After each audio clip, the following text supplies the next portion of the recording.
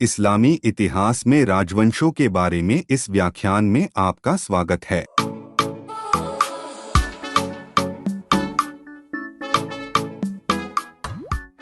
आज का विषय मेरी पुस्तक अपने मुस्लिम मित्र से पूछें पर आधारित है, जो नीचे पाया जाता है। मुख्य शीर्षक 1, इस्लामी शिक्षण। उपशीर्षक 1.1 इस्लाम का इतिहास। 1.1.4 राजवंश। मेरा सुझाव है कि आप इस वीडियो को देखने से पहले पृष्ठ 26 से 28 पढ़ें।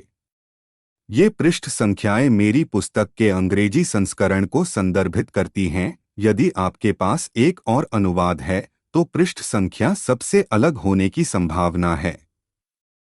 अब हम जिन सवालों पर चर्चा करने जा रहे हैं, इन अवधियों के दौरान इस्लाम दुनिया के किन क्षेत्रों में फैल गया।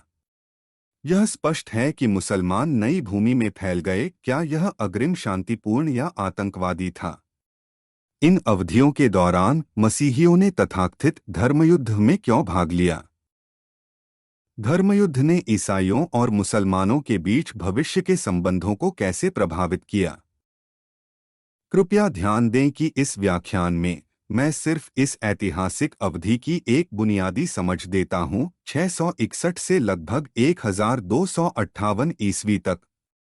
इस समय की ऐतिहासिक अवधि के बारे में कुछ अंतर्दृष्टि होना आवश्यक है। पहला राजवंश, जो 4 खलीफाओं की अवधि के बाद शुरू हुआ, को उमय्यद वंश कहा जाता है। उमय्यद उमय्या के वंशज थे और कुरैश जनजाति में मुहम्मद से अलग एक कबीले थे। इस राजवंश की कुछ महत्वपूर्ण विशेषताएं इस प्रकार हैं। यह 661 से 750 ईस्वी से लगभग 89 वर्षों तक चला। एकमात्र शासक का नाम मुआविया था और उसने राजवंश की स्थापना की। जिस केंद्र से उन्होंने शासन किया वह दमिश्क था। सैन्य विजय के माध्यम से इस्लामी राजवंश भारी क्षेत्रीय विकास प्राप्त करता है। 711 ईस्वी के दौरान इस्लामी सेना उत्तरी अफ्रीका से स्पेन तक चली गई और लगभग सभी इबेरियन प्रायद्वीप पर विजय प्राप्त की। इस्लामी सेना को केवल फ्रांस के पोइटियर्स में रोका गया था। चार्ल्स मार्टेल ने 732 ईस्वी में फ्रांसीसी सेना का नेतृत्व किया। आप स्पष्ट रूप से देख सकते हैं कि इस अवधि के दौरान इस्लामी सेना ने किन विशाल भूमि और शहरों पर विजय प्राप्त की। आप इस चार्ट को पृष्ठ 27 पर मेरी पुस्तक में पा सकते हैं। 0.5s आपके समूह में निम्नलिखित प्रश्नों पर चर्चा की जा सकती है। मुसलमानों ने अरब के बाहर नई भूमि को जीतने के लिए सैन्य कार्रवाई में शामिल होने का प्रयास क्यों किया? 2. इन समयों के दौरान इस्लामी सेना बड़े क्षेत्रों को जीतने में इतनी सफल क्यों थी? उमय्यदों ने दमिश्क को अपने केंद्र के रूप में क्यों चुना? उस समय बीजान्टिन साम्राज्य के साथ क्या हुआ था?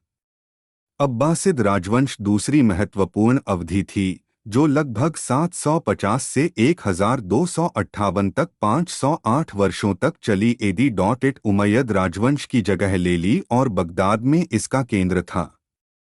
अब्बासिद राजवंश की कुछ विशेषताएं थीं। अब्बासिद खलीफाओं ने अब्बास इब्न अब्द अल-मुत्तलिब से अपने वंश पर खलीफा के लिए अपना दावा आधारित किया।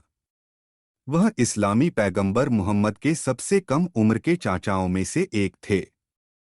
नेताओं ने केवल अपने खलीफाओं के प्रति वफादार एक सेना बनाई। सैनिक ज्यादातर तुर्की दास थे, जिन्हें मामलुक के नाम से जाना जाता था। 9वीं शताब्दी को इस्लामी संदर्भ में अध्ययन के अनुशासन के संबंध में इस्लाम का विस्तार भी कहा गया है।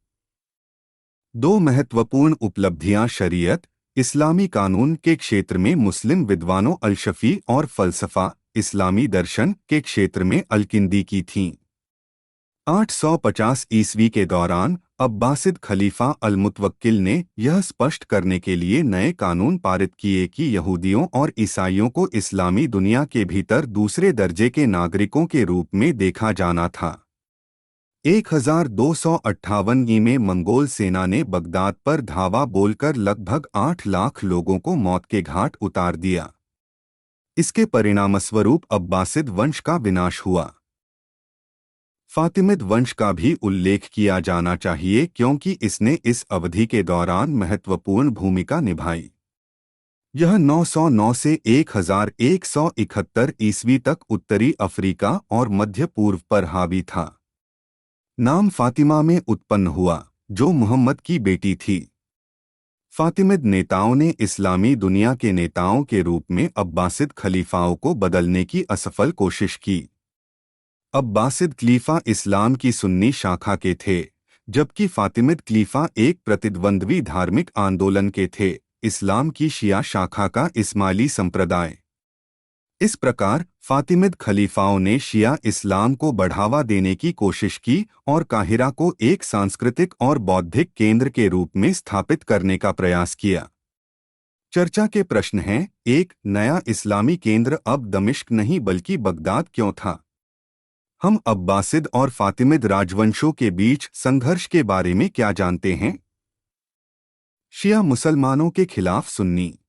3. कुछ ऐसे कानून क्या हैं जिन्होंने यहूदियों और ईसाइयों को दूसरे दर्जे का नागरिक बनाया? उमैयद और अब्बासिद वंश के बीच क्या अंतर है? मंगोल क्यों थे मूल लक्ष्य यरूशलेम और इसकी भूमि को मुस्लिम प्रभुत्व से पुनः प्राप्त करना और मुक्त करना था? इसके अलावा यह अनातोलिया में मुसलमानों के विस्तार के खिलाफ मदद के लिए पूर्वी रूढ़िवादी बीजान्टिन साम्राज्य से भी एक आह्वान था। इस प्रकार ईसाई सेनाओं का गठन किया गया जो लड़ाई में शामिल होने के लिए यूरोप से यरूशलेम गए। यह एक बहुत ही दुखद अवधि थी क्योंकि इन लड़ाइयों के दौरान कई लोग मारे गए थे। धर्मयुद्ध से संबंधित टिप्पणियां और कहानियां मुस्लिम लोगों के साथ चर्चा में धर्मयुद्ध का विषय अक्सर आता है। कई मुसलमान ईसाइयों पर तलवार से मुस्लिम लोगों को मारने का आरोप लगाते हैं। धर्मयुद्ध का विषय उन कारणों में से एक है कि मुसलमान ईसाई धर्म को अस्वीकार क्यों करते हैं। मुसलमानों का यह भी दावा है कि ईसाई धर्म शांति का धर्म नहीं हो सकता है क्योंकि ईसाई सक्रिय रूप से मुसलमानों को मार डाला। अन्य मुसलमानों का कहना है कि ईसाई आक्रमणकारी थे और मुस्लिम सेना ने केवल इन अवधियों के दौरान खुद का बचाव किया।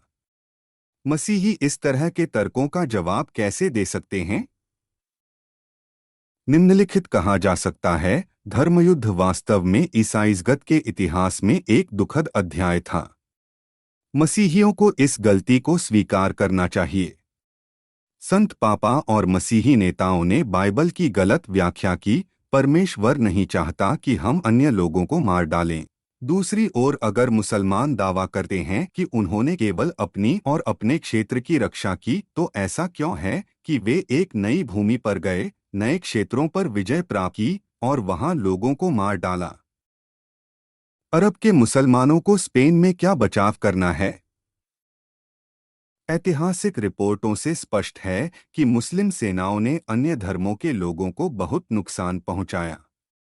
धर्मयुद्ध काल पर बहुत कुछ लिखा गया है। कृपया इंटरनेट से परामर्श करें, जैसे कि विकिपीडिया और प्रासंगिक किताबें। धर्मयुद्ध से संबंधित चर्चाओं के लिए प्रश्न: क्या पोप के पास वास्तव में यरूशलेम को मुस्लिम प्रभुत्व से मुक्त करने के लिए पवित्र युद्ध का आह्वान करने का अधिकार था? क्या धार्मिक लोगों को युद्ध में शामिल होने और यह दावा करने का अधिकार है कि भगवान या अल्लाह उन्हें ऐसा करने का आदेश देते हैं? इस तरह के संघर्षों को हल करने के लिए एक दूसरे के साथ युद्ध करने के अलावा और क्या तरीके हो सकते हैं? इन धर्मयुद्धों ने ईसाइयों और मुसलमानों के बीच भविष्य के संबंधों को कैसे प्रभावित किया? संक्षेप में, इस्लामी राजवंशों ने इस्लाम और इस्लामी दुनिया के इतिहास को आकार देने में महत्वपूर्ण भूमिका निभाई है। उन्होंने इस्लामी साम्राज्य के विस्तार, इस्लामी कला, संस्कृति और बौद्धिक जीवन के विकास और इस्लामी मूल्यों और मान्यताओं को बढ़ावा देने में योगदान दिया है। मैं प्रार्थना करता हूं कि यह उपयोगी जानकारी है। आप मेरी पुस्तक एम्फ में अधिक जानकारी पाते हैं। जल्द ही फिर मिलते हैं। शुभ दिन और भगवान आपको आशीर्वाद दें।